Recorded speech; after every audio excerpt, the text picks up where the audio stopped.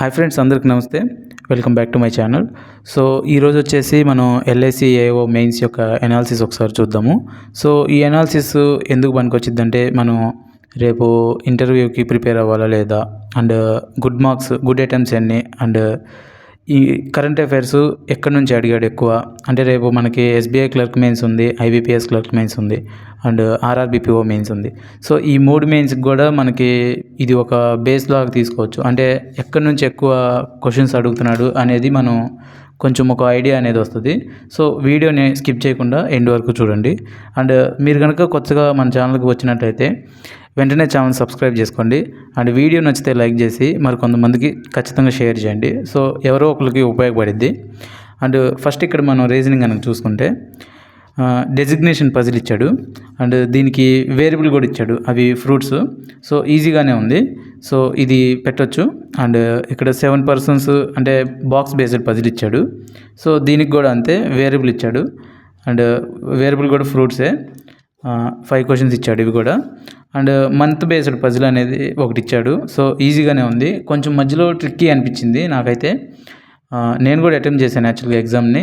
So నా attempts అన్నది కూడా చెప్తాను వీడియో లాస్ట్లో. సో మంత్ బేస్డ్ పజిల్ కూడా ఇచ్చాడు. సో ఇవి 4 months, 8 persons, అండ్ వాళ్ళు some books, some stationeries. So అవి ఐ మీన్ ఎక్స్ట్రా వేరియబుల్ అనేది ఇచ్చాడు దీనికి కూడా. సో ఇది కూడా ఈజీగానే ఉంది, బట్ మధ్యలో కొంచెం ట్రిక్కీగా ఉంది, బట్ చేసేయచ్చు ఇది కూడా. అండ్ ఇక్కడ ఇన్పుట్ అవుట్పుట్ ఇచ్చాడు. ఇన్పుట్ అవుట్పుట్ కూడా మరీ అంత టఫ్ ఏం లేదు. ఎల్ఐసి ఏఓ మెయిన్స్ అన్నారు కానీ, బట్ పేపర్ యొక్క లెవెల్ కనుక చూస్తే చాలా ఈజీగా ఉంది పేపరు. ఇన్పుట్ అవుట్పుట్ కూడా చాలా ఈజీగా ఇచ్చాడు. జస్ట్ ఒక చిన్న నెంబర్ ఒకటి తీసుకొని దాంట్లో 2 యాడ్ చేయటం, అండ్ దాని తర్వాత ఉన్న పెద్ద నెంబర్ తీసుకొని దాంట్లోంచి 2 తీయటం. సో ఇట్లా ఇచ్చాడు. చాలా బేసిక్ అది ఇన్పుట్ అవుట్పుట్లో. అండ్ క్రిటికల్ రీజనింగ్ ఇచ్చాడు, 3 ఇచ్చాడు. అంత టఫ్గా ఏం కాదు, మోడరేట్గా ఉన్నాయి. అండ్ వర్డ్ ఫార్మేషన్ ఒక 2 ఇచ్చాడు. అండ్ ఇన్ఈక్వాలిటీస్ ఇచ్చాడు ఒక 3. ఈజీగానే ఉన్నాయి మొత్తము. అండ్ చైనీస్ కోడింగ్ కొంచెం డిఫరెంట్ ఏం కాదు, చేసేయచ్చు, అది కూడా ఈజీయే. అండ్ మీనింగ్ఫుల్ వర్డ్ ఒకటి ఇచ్చారు. సో ఇక్కడ కనుక మనం చూసుకుంటే రీజనింగ్లో ఓవరాల్గా ఇక్కడ మనం మ్యాక్సిమం పెట్టేయచ్చు. ఎల్ఐసి ఏవో మెయిన్స్ అన్నారు కానీ, దీనికి ఏంటంటే 30 క్వశ్చన్స్ ఇచ్చాడు. టైం చాలా ఎక్కువ. అండ్ మెయిన్లీ ఏంటంటే పేపర్ లెవెల్ ఈజీగా ఉంది.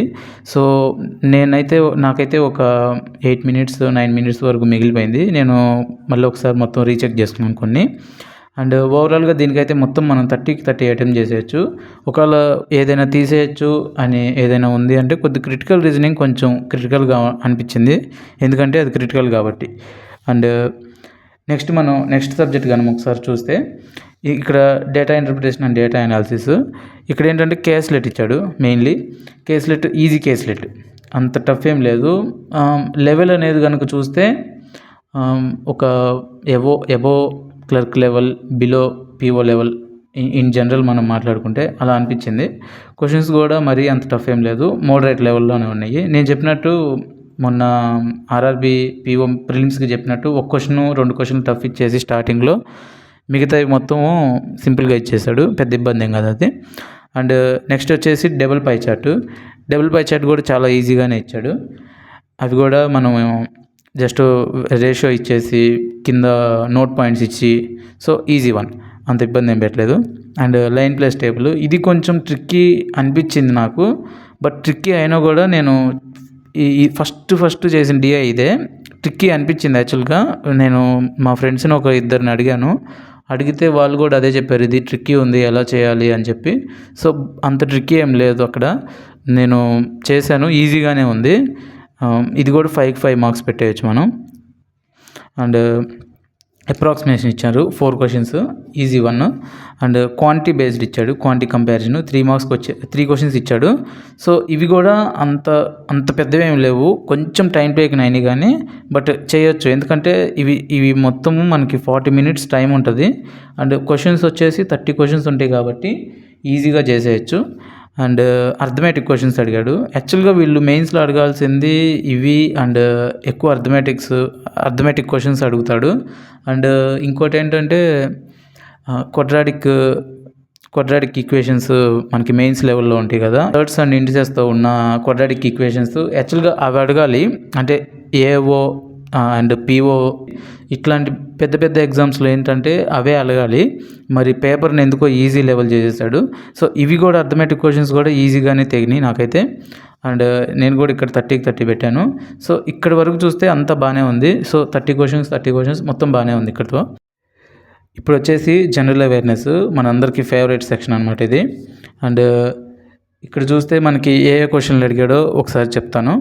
సో ఇక్కడ ఏంటంటే ల్యాండ్ లాక్డ్ స్టేట్స్ అడిగాడు, మొత్తం ఆడ్ మ్యాన్ అవుట్ అడిగాడు, కింద 1 2 3 4 ఆప్షన్స్ ఇచ్చేసి అడిగాడు. ఈజీ వన్ ఇది, ఒడిస్సా తప్ప మిగతాది మొత్తం.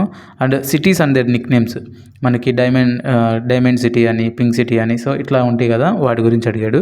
And theme of old patient safety day, so దీని గురించి థీమ్ అడిగాడు ఇక్కడ మనకి. అండ్ షేర్చెలస్ క్యాపిటల్ అనమాట, ఇది మనకి రీసెంట్ కరెంట్ అఫైర్స్లో ఉంది. అండ్ దాదాసాహెబ్ పాల్కే అవార్డు, ఇది అందరికీ తెలిసిందే. 2023 యొక్క దాదాసాహెబ్ పాల్కే అవార్డు మోహన్ లాల్ గారికి ఇచ్చారు.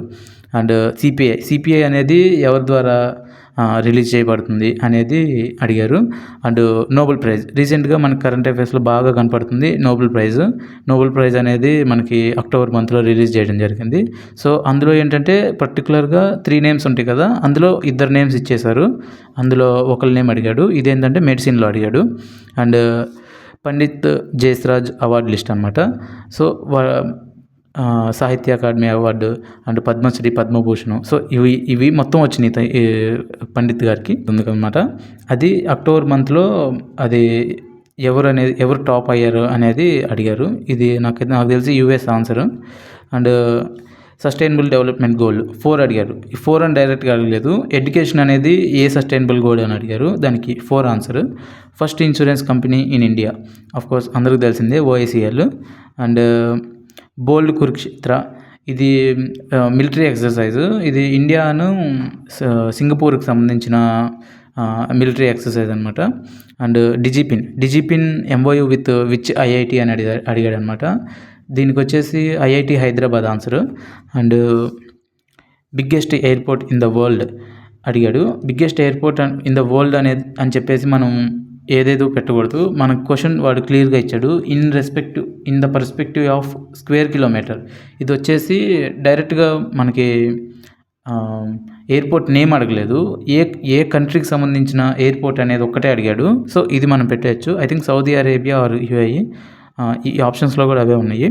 And Hurun India top self women, అంటే ఎవరైతే ఇక్కడ ఇంకో క్వశ్చన్ ఏంటంటే 6th schedule state in India అనమాట. సో ఈ క్వశ్చన్ అడిగాడు. దీనికి ఇచ్చిన స్టేట్స్ అన్నీ కరెక్ట్ అనుకుంటా, అదే correct answer. And longest sea bridge, ఇది లాస్ట్ ఇయర్ 2024 కరెంట్ అఫైర్స్ ఇది, బట్ ఇది స్టాటిక్ అయిపోయింది కాబట్టి ఇది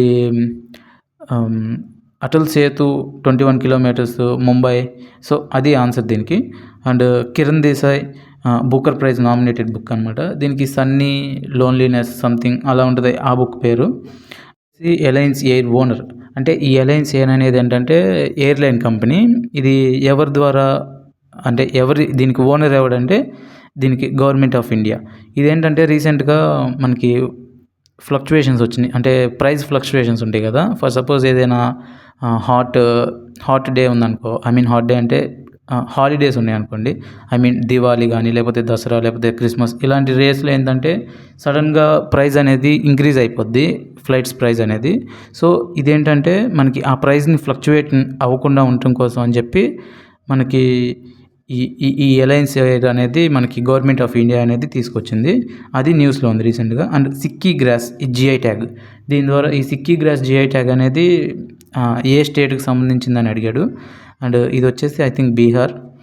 and barren island volcano eruption, ఇది రీసెంట్గా మనకు కరెంట్ అఫైర్స్లో ఉంది. ఇది వచ్చేసి అండమాన్ అండ్ నికోబార్లో మనకి రీసెంట్గా ఎరప్షన్ అయిందనమాట.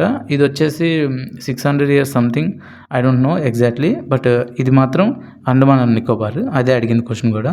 And under-19 table tennis player మనకి ఇండియాకి గోల్డ్ తీసుకొచ్చారు రీసెంట్గా జరిగిన ఈవెంట్లో. సో దానికి మనకి రన్నరప్ ఏ కంట్రీకి సంబంధించిన ప్లేయర్ అనేది క్వశ్చన్ అడగటం జరిగింది. అండ్ 2025 రామన్ మెగసే అవార్డు అనేది ఎవరికి ఇచ్చారనేది అడిగారు. సో అంతవరకే. సో ఇవి ఇంకా కొన్ని క్వశ్చన్స్ మిస్ అయినాయి. నాకు తెలిసి ఒక 23, 24 వచ్చినాయి. బట్ నాకు ఇంకా గుర్తులేవు. బట్ అవి కూడా గ్యాదర్ చేస్తే మన టెలిగ్రామ్ ఛానల్లో పెడతాను.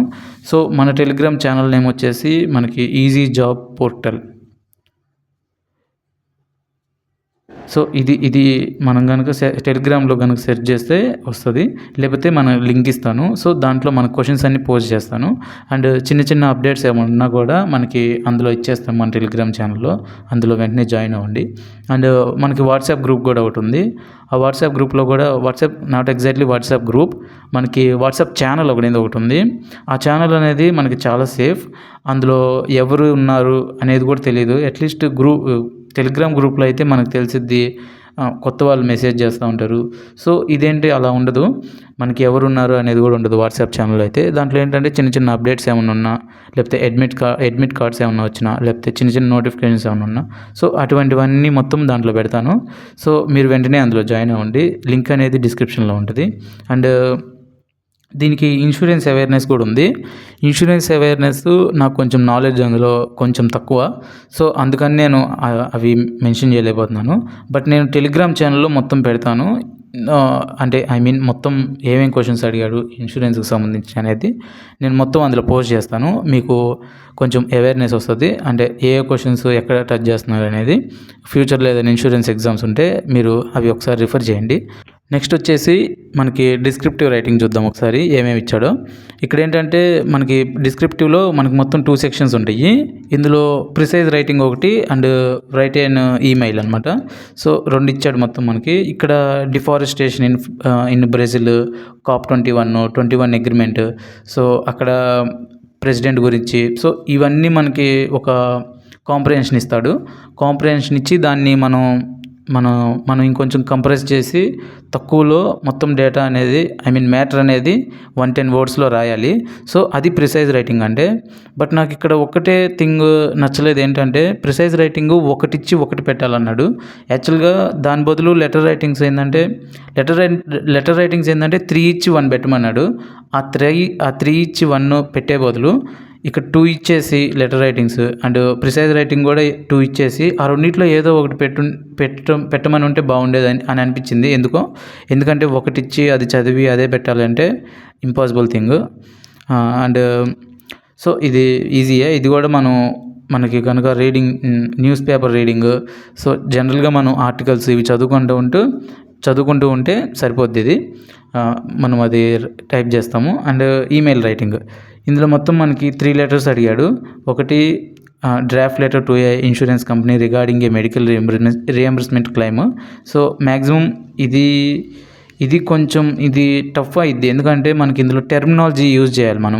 మనకి ఇన్సూరెన్స్ టెర్మినాలజీ అనేది ఎక్కువ యూజ్ చేయాలి.